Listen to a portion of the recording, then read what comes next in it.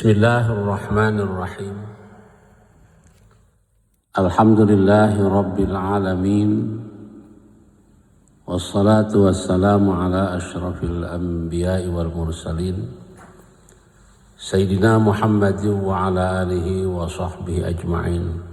Amma ba'd. Pemirsa rahimakumullah,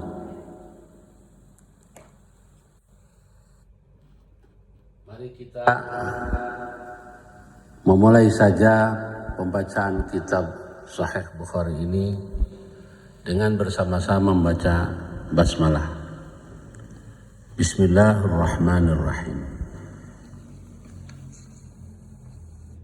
Kitab Bad'il Wahyi. Qala Syekh Al-Imam Al-Hafiz Abu Abdullah Muhammad bin Ismail ibni Ibrahim ibn al-Mughirah al-Bukhari rahimahullahu ta'ala. Amin. Babun kaifa kana badul wahyi ila Rasulillah sallallahu alaihi wasallam wa qali jalla dzikruhu inna auhayna ilaika kama auhayna ila nuhin wan nabiyina min ba'di. Kitab Bad'il Wahyi. Bermula ini yaitu kitab di dalam menerangkan memulainya turun wahyu. Qala Syekh Al-Imam telah berkata Syekh Al-Imam Al-Hafiz Abu Abdullah, kunyahnya Abu Abdullah Muhammad bin Ismail, nama aslinya bin Ibrahim bin Mughirah al-Bukhari rahimahullahu ta'ala. Babun kaifa kana, bagaimana adanya bad'ul wahyi, apa memulainya wahyu ila Rasulullah sallallahu alaihi wasallam, kepada Rasulullah sallallahu alaihi wasallam. Wa qaulillahi jalla dzikruhu, dan kemudian firman Allah Subhanahu wa taala yang amat sangat mulia apa menyebutnya, inna auhayna, sesungguhnya kami, auhayna yaitu telah memberikan wahyu kami, ilaika kepadamu Muhammad, kama auhayna sebagaimana telah memberikan wahyu kami, ila Nuhin kepada Nuh, wan nabiyina dan para nabi, min ba'dihi setelah Nabi Nuh. Pemirsa kaum muslimin rahimakumullah, ketika kita melihat di dalam kitab Sahih Bukhari, nampaknya di awal kitab ini tidak ditemukan khutbah kitab. Kemudian timbullah sebuah pertanyaan, kenapa Imam Bukhari mengawali kitabnya tidak dengan menulis khutbah seperti layaknya para penulis yang lain. Akan tetapi beliau menganggap cukup dengan menulis basmalah. Padahal ketika kita mengacu kepada sebuah hadis yang diriwayatkan oleh Abu Daud dan juga yang lainnya, sanadnya dari Abi Hurairah radhiyallahu anhu, yang berbunyi sebagai berikut, qala Rasulullah sallallahu alaihi wasallam, kullu amrin dzi balin la yubda'u bihamdillah fa huwa aqta. Setiap suatu perkara apapun yang dianggap bagus, dianggap penting menurut syariah, kemudian tidak diawali dengan mengucapkan alhamdulillah, maka perkara itu menjadi seperti binatang tanpa ekor.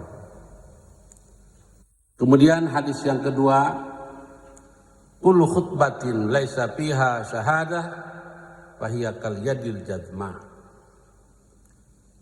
Setiap khutbah yang tidak ada syahadah di dalamnya, maka khutbah itu seperti tangan yang terputus dari pangkalnya. Kedua makna hadis ini maksudnya adalah ketika sesuatu yang dianggap baik menurut syariah kemudian tidak diawali dengan khutbah yang sempurna sebagaimana layaknya khutbah Jumat, maka perkara itu kemudian menjadi kurang barokah. Itu yang dimaksud di dalam dua hadis Rasulullah tersebut. Pertanyaan tersebut dijawab oleh Ibnu Hajar Al-Asqalani di dalam kitabnya dengan beberapa jawaban. Jawaban yang pertama, secara normatif khutbah kitab itu tidak harus diungkapkan seperti layaknya khutbah Jumat dengan membaca hamdalah, sholawat, serta salam, kemudian membaca syahadah dan seterusnya. Akan tetapi bisa terpenuhi khutbah kitab tersebut dengan mengawali sesuatu yang menunjukkan atas maksud dan tujuan penulis. Contohnya seperti apa yang sudah dilakukan oleh Imam Bukhari ini. Kita semuanya sudah memaklumi bahwa kitab Sahih Bukhari ini adalah kitab yang di dalamnya mengumpulkan 7.275 hadis yang sudah barang tentu itu semuanya adalah perilaku Rasulullah SAW, sikap dan ucapannya yang sudah barang tentu itu semuanya adalah merupakan wahyu dari Allah Subhanahu wa taala. Hal ini diperkuat oleh firman Allah Subhanahu wa taala di dalam surah An-Najm ayat 3 sampai 4. Bismillahirrahmanirrahim. Wa ma yantiqu 'anil hawa in huwa illa wahyu yuha. Artinya wallahu alam bimuradi. Apapun yang dibicarakan, apapun yang disampaikan, apapun yang diucapkan oleh Rasulullah SAW tidak mungkin datangnya dari hawa nafsu. Akan tetapi itu adalah semata-mata wahyu dari Allah Subhanahu wa taala. Pemirsa, bukankah Imam Bukhari itu menorehkan cintanya di dalam kitab ini setelah basmalah, yaitu dengan sebuah ungkapan kitab Badil Wahyi. Artinya ada kemunasabahan antara ucapan Imam Bukhari dengan mengatakan kitab Badil Wahyi dengan tujuan yang di dalam kitab ini akan dibahas masalah wahyu. Oleh sebab itu, Al-Fakir secara pribadi sangat setuju dengan apa yang disampaikan oleh Ibnu Hajar Al-Asqalani. Karena jika kita mengacu kepada ilmu balaghah, apa yang dilakukan Imam Bukhari, apa yang dilakukan oleh Imam Bukhari, ini sudah termasuk dalam kategori kalamun badi'un, dalam bentuk bade bara'atul istihlal.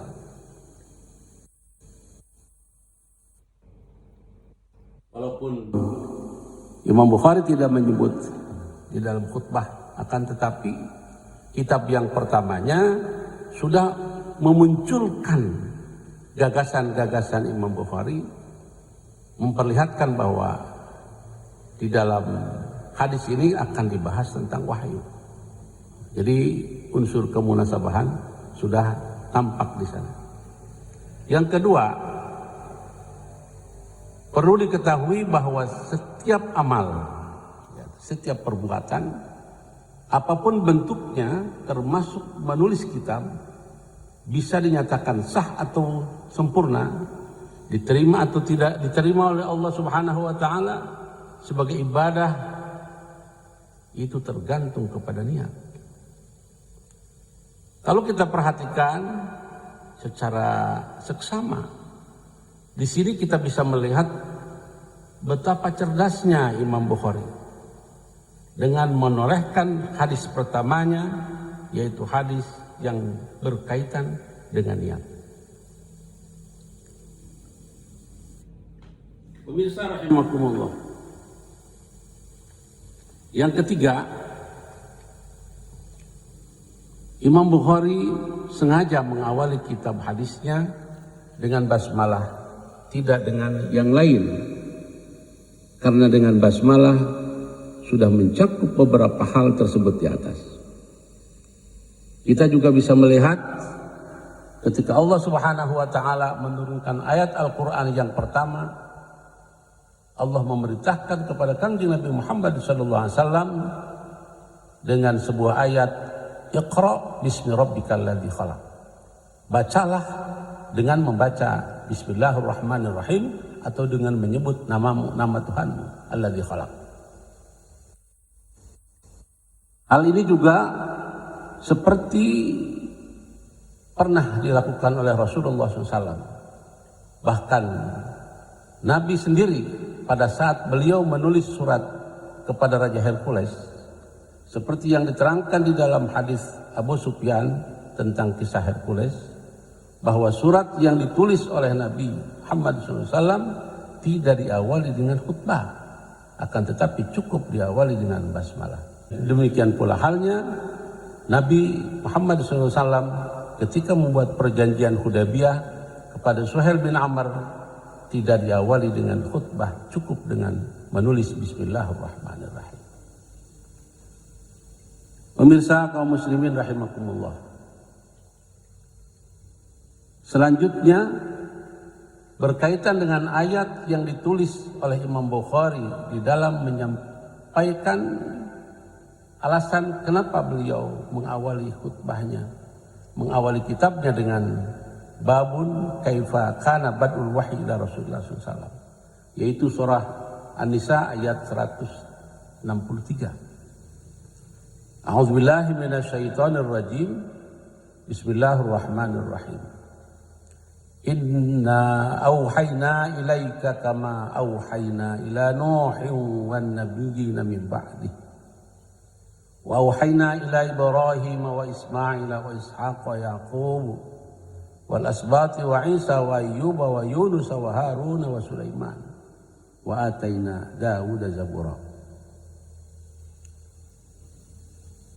Di dalam ayat ini kita sudah bisa melihat ada ungkapan dalam bentuk tasbih, yaitu menyerupakan wahyu yang diberikan oleh Allah Subhanahu wa taala kepada Kanjeng Nabi Muhammad, sama seperti wahyu yang telah diberikan kepada para nabi yang lain.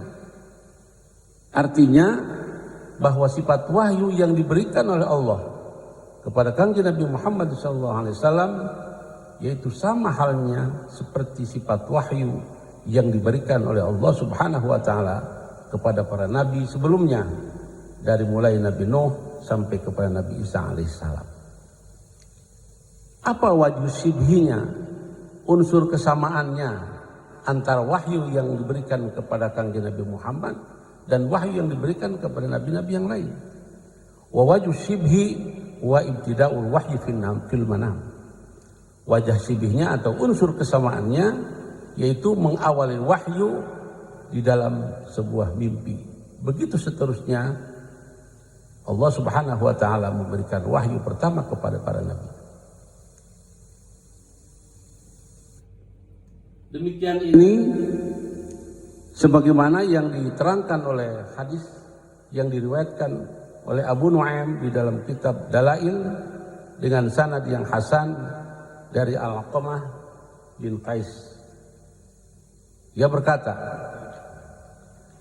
Inna awwala ma yubda'u bihil anbiya fil manam hatta tahda'a qulubuhum tsumma yanzilul wahyu ba'du fil yaqظah. Sesungguhnya paling pertama wahyu diturunkan kepada para nabi yaitu di dalam mimpi. Sehingga ketika hatinya sudah merasa tenang, baru kemudian turunlah wahyu, dan seterusnya wahyu itu diberikan dalam keadaan yaqظah atau dalam keadaan bangun. Dari sini kemudian timbul pertanyaan kepada kita semua. Kenapa kemudian Allah Subhanahu wa taala menisbahkan wahyu pertama ini kepada Nabi Nuh, bukan kepada Nabi Adam? Padahal di dalam aqaid iman yang kita ketahui, khususnya bagi para pengikut Asy'ariyah, bahwa setiap orang mukallaf wajib meyakinkan dengan seyakin-yakinnya bahwa jumlah nabi sebanyak 124.000 dan yang menjadi rasul sebanyak 313 orang. Dan dari yang 313 tersebut yang harus diketahui nama satu persatunya adalah 25 orang. Yang pertama Nabi Adam, kemudian Nabi Nuh, dan seterusnya sampai dengan Nabi Muhammad Sallallahu Alaihi Wasallam. Apakah dengan demikian ayat ini menunjukkan bahwa Nabi yang pertama bukan Nabi Adam, akan tetapi Nabi Nuh alaihissalam? Maka jawabannya tidak sama sekali tidak. Lalu apa hikmah yang terkandung di dalam ayat ini? Maka jawabannya seperti yang diketengahkan oleh Ibnu Hajar al-Asqalani di dalam kitabnya sebagai berikut.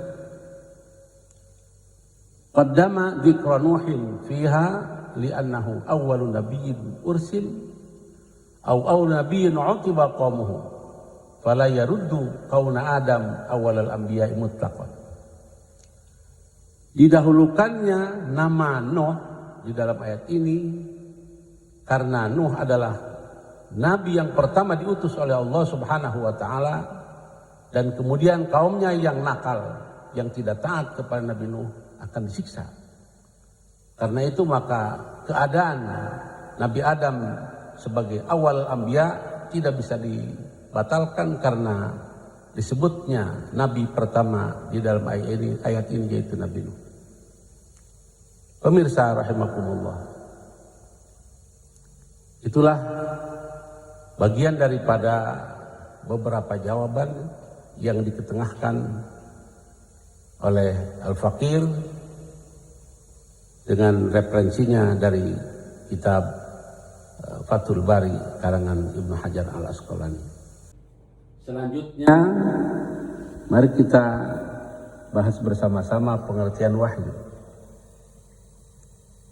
Lafaz wahyu menurut bahasa ialah berasal dari akar kata waha yahyi wahyan, seperti nasrif lafaz roma yarmi romyan.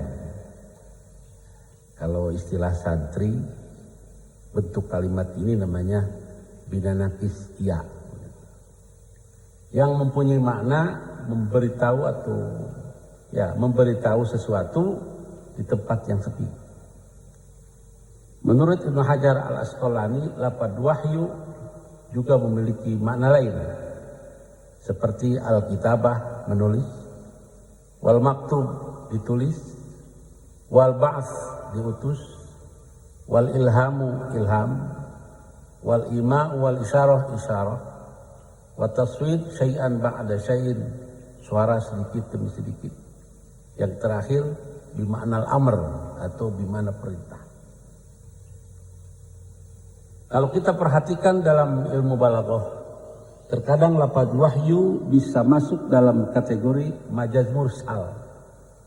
Artinya yang diucapkan itu kalimat masdar, tapi maksudnya isim maf'ul. Jadi iradatan majazan mursalan min itlaqil masdar wa iradat ismil maf'ul. Dari sekian banyak makna tersebut di atas, dalam perspektif bahasa, lafaz wahyu yang terdapat di dalam Al-Quran lebih didominasi oleh makna perintah. Seperti di dalam surah An-Nahl ayat 123 yang berkaitan dengan perintah Allah Subhanahu wa taala agar mengikuti jejak Nabi Ibrahim alaihissalam di dalam beberapa hal. Bismillahirrahmanirrahim. Thumma awhayna ilaika an ittabi' millata Ibrahim hanifa wa ma kana minal musyrikin. Kemudian kami perintahkan kepadamu Muhammad agar engkau ittabi' millata Ibrahim hanifa, ikutilah agama Ibrahim yang bersifat hanif. Jadi itu barangkali pengertian wahyu secara lughah. Adapun wahyu menurut syariah seperti yang dikutip oleh Ibnu Hajar Al-Asqalani, maknanya adalah kalamullah al-munazzal ala Nabi Muhammad sallallahu alaihi wasallam. Karena itu maka wahyu tidak pernah diberikan kepada manusia yang bukan nabi. Jika ada seseorang yang mengakui telah mendapat wahyu padahal dia hidup di zaman sekarang atau di masa setelah Rasulullah SAW wafat, maka sudah dipastikan ucapan orang tersebut penuh dengan kebohongan. Karena memang wahyu tidak pernah diberikan kecuali kepada para nabi. Seperti gelar Al-Kadzab, segat mubalaghah ini, yang diberikan kepada Musailamah, seorang munafik yang telah menghancurkan Islam dari dalam. Jadi itulah barangkali pengertian wahyu yang bisa diketengahkan oleh Al-Fakir sesuai dengan apa yang ada di dalam kitab Fathul Bari. Selanjutnya mari kita bersama-sama membaca hadis yang pertama. Bismillahirrahmanirrahim. Hadatsana Al-Humaydi wa Abdullah ibnu Zubair. Qala hadatsana Sufyan qala hadatsana Yahya ibnu Sa'id Al-Ansari. Qala akhbarana Muhammad ibn Ibrahim At-Taimi annahu sami'a Alqamah ibn Waqqas Al-Laythi yaqul sami'tu Umar ibn Al-Khattab radhiyallahu anhu 'ala al-mimbar qala sami'tu Rasulullah sallallahu alaihi wasallam yaqul innamal a'malu binniyat wa innamal likulli imri'in ma nawa. Faman kanat hijratu ila dunya yusibuha aw ila imra'atin yankihuha fa hijratu ila ma hajara ilaih. Mananya wallahu alam bi muradih. Telah menceritakan kepada kami, kata Imam Bukhari, guru kami yaitu Al-Humaid Abdullah bin Zubair. Kemudian beliau bercerita, Sufyan telah bercerita kepada Abdullah, dan seterusnya Yahya bin Sa'id Al-Ansari, Muhammad bin Ibrahim At-Taimi. Muhammad Ibrahim At-Taimi mendengar dari Alqamah bin Waqqas Al-Laythi. Dia berkata, aku telah mendengar Sayyidina Umar bin Khattab radhiyallahu an berbicara di atas mimbar. Sayyidina Umar mengatakan, sami'tu Rasulullah sallallahu alaihi wasallam yaqul innamal a'malu binniyat. Bahwasanya setiap perbuatan binniyat yaitu harus dengan niat. Wa innamal likulli imri'in ma nawa. Sesungguhnya yaitu setiap seseorang manawa bermula sesuatu yang harus diniatkan.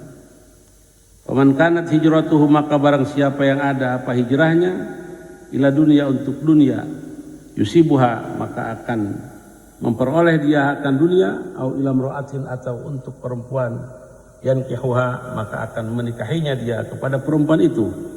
Fa hijratu ila ma hajara ilaih, maka hijrahnya tergantung kepada apa yang diniatkan oleh dia. Pemirsa rahimakumullah, menurut Ibnu Hajar Al-Asqalani, hadis ini yang pertama ditulis oleh Imam Bukhari adalah di dalam kitab Sahih Bukhari. Hadis ini yaitu ya hadis yang diriwayatkan oleh salah satu gurunya bernama Al-Humaydi. Nama lengkapnya adalah Abu Bakar Abdullah bin Zubair bin Isa. Padahal guru Imam Bukhari selain dari Al-Humaydi banyak. Lalu apa hikmah dan tujuannya Imam Bukhari melakukan itu? Alasannya ialah karena Imam Humaydi yaitu berasal dari suku Quraisy, wafat tahun 219 Hijriah, seorang ulama yang mendapat gelar Imamun Kabir Musannif, imam yang besar yang banyak karangannya, yang berasal dari kota Mekah. Dalam hal ini Imam Bukhari ingin menyesuaikan bahwa hadis yang pertama ditulis di dalam kitab ini yaitu hadis yang diucapkan Rasulullah SAW ketika Nabi berada di Mekah hendak melaksanakan hijrah ke Madinah. Dan seperti kita ketahui bahwa peristiwa Al-Quran diturunkan pertama juga di Mekah. Artinya kemunasabahan itu memang semata-mata oleh Imam Bukhari disampaikan supaya ada semacam nostalgia bagi Imam Bukhari sendiri. Kemudian kalau kita melihat dari sisi susunan hadis tersebut, ada beberapa yang perlu diperhatikan. Bahkan ada sebuah koreksi dari Al-Khattabi tentang susunan hadis ini, bahwa Imam Bukhari di dalam hadis yang pertamanya mengetengahkan hadis ini tidak sempurna. Karena apa? Ada beberapa kalimat yang tidak ditulis, yaitu dari mulai kalimat wa man kanat hijratuhu ilallah wa rasulihi fa hijratuhu ilallah wa rasulihi. Untuk menjawab koreksi tersebut di atas, saya ingin mengetengahkan pendapat Badruddin Al-Aini bahwa sebenarnya Imam Bukhari menulis hadis ini di dalam kitabnya sebanyak 6 tempat atau 6 kali. Yang pertama ditulis di dalam bab ini, yaitu babun kaifa kana badul wahyi ila Rasulillah. Yang kedua di dalam Kitabul Itqi. Ketiga, babu hijratin Nabi sallallahu alaihi wasallam. Yang keempat, Kitabun Nikah. Yang kelima, Kitabul Aiman wan Nuzur. Dan yang keenam, babu tarkil khiyal. Redaksi hadis di dalam bab hijratun Nabi atau Kitabun Aiman wan Nuzur dan kitab Tarkul Khiyal ditulis oleh Imam Bukhari secara lengkap sebagai berikut. Qala Muhammad bin Ismail hadatsana Musaddadun hadatsana Hammad bin Zaid an Yahya an Muhammad an Alqamata sami'tu Umar bin Al-Khattab radhiyallahu anhu qala sami'tu an-nabiy sallallahu alaihi wasallam yaqul al-a'malu binniyat wa man kanat hijratu ila dunya yusibuha aw imra'atin yatazawwajuha wa hijratu ila ma hajara ilaihi wa man kanat hijratu ila Allah wa rasulih fa hijratu ila Allah wa rasulih. Menurut Al-Aini bahwa hadis ini sudah disepakati oleh para ulama, tidak diragukan lagi atas kesahihannya, walaupun hadis ini tidak termasuk dalam kategori hadis mutawatir, karena sebenarnya hadis ini adalah gharibun binisbah ila awalihi wa masyhurun binisbat ila akhirih. Kemudian kalau kita perhatikan maknanya dalam perspektif ilmu balaghah, kita bisa melihat antara syarat dan jawab ada yang sama dan ada yang tidak sama. Contohnya seperti di dalam hadis wa man kanat hijratu ilallah wa rasuli fa hijratu ilallah wa rasuli. Antara jawab dan syarat sama kalimatnya. Hijratu ilallah wa rasuli fa hijratu ilallah wa rasuli. Ini menunjukkan bahwa ketika niat seseorang semata-mata karena Allah Subhanahu wa taala, tidak dengan niat yang lain, maka pasti ibadahnya itu akan diterima oleh Allah Subhanahu wa taala. Tetapi jika seseorang itu niatnya tidak karena Allah, di dalam hadis ini disebut man kanat hijratu ila dunya yusibuha, antara syarat dan jawab berbeda, di mana jawabnya menggunakan fi'il mudhari'. Fi'il mudhari' dilalahnya tidak pasti, tidak seperti fi'il madhi. Sama seperti kalimat berikutnya di dalam masalah pernikahan. Artinya barang siapa yang hijrahnya, yang niatnya karena semata-mata untuk mencari sesuatu dunia atau sesuatu barang dunia, maka mungkin saja dia memperolehnya atau mungkin tidak pasti. Sama halnya seperti seseorang ketika niat untuk mencari perempuan, mungkin dia memperolehnya atau mungkin tidak. Karena memang kalau kita melihat asbab wurud hadis ini disampaikan oleh Rasulullah SAW ketika beliau ada perintah untuk melaksanakan hijrah, meninggalkan kota Mekah menuju Madinah Al-Munawwarah. Jadi kalau hijrahnya karena Allah, pasti akan diperoleh pahala. Tetapi kalau hijrahnya untuk mencari keuntungan sebagai tamu dan yang mengikuti dengan tamu besar menjadi pedagang, mungkin dapat untung, mungkin tidak. Atau untuk mencari perempuan karena Madinah konon perempuannya cantik-cantik, mungkin memperolehnya, mungkin tidak pasti. Pemirsa kaum muslimin rahimakumullah. Kemudian kita melakukan istimbatul ahkam. Ketika kita lihat dari istimbatul ahkam, maka hadis ini terbagi kepada beberapa pemahaman. Ada yang mengatakan niat itu atau ada yang mengatakan tanpa harus membuang mudhof. Bahwa lafaz innamal a'malu, lafaznya itu tidak harus membuang mudhof. Dilihat secara lahiriah saja. Akan tetapi lebih banyak yang berpendapat bahwa hadis ini membuang mudhof, yang dalam perspektif ilmu balaghah disebut majaz bin nuqsan. Ketika kita mengikuti pemahaman yang harus membuang mudhof, maka kalimat yang dibuangnya menurut al-a'immah salasah, di luar Imam Hanafi dan Imam Maliki dari satu riwayat, yaitu lafaz innama syihatul a'mal, seperti yang dikatakan Al-Khattabi yang ditulis oleh Badruddin Al-Aini, bahwa makna hadis sebagai berikut. Famaknahu anna sihhata ahkamil a'mal fi haqqid din innama taqa'u binniyah wa anna niyata hiyal fasilah baina ma yasih wa ma la yasih. Artinya sahnya seluruh amal perbuatan dalam tanda petik al-amalu syar'i fi haqqid din, dia akan terjadi amal itu bisa diterima atau bisa jadi amal itu merupakan ibadah, tergantung kepada niat. Ingatlah bahwa niat adalah sesuatu yang bisa memisahkan ma baina yasihu wa ma la yasihu, yang sah atau dan yang tidak sah. Lalu kemudian timbul pertanyaan, amal apakah, ayul a'mal, amal apakah yang dimaksud di dalam hadis ini? Ketika kita melihat qawaid mantiqah atau qawaid dalam ilmu mantiq, bahwa hadis ini masuk dalam kategori qadiyah hamliyah kulliyah mujabah, yang menurut para ulama ahli usul fiqh, manakala lafaz yang mufrad atau jama' kemudian dibubuhi alil istighraq, maka maknanya menunjukkan makna yang sangat umum. Artinya amal perbuatan itu banyak sekali. Apakah dia yang menunjukkan bentuk ibadah atau akadan?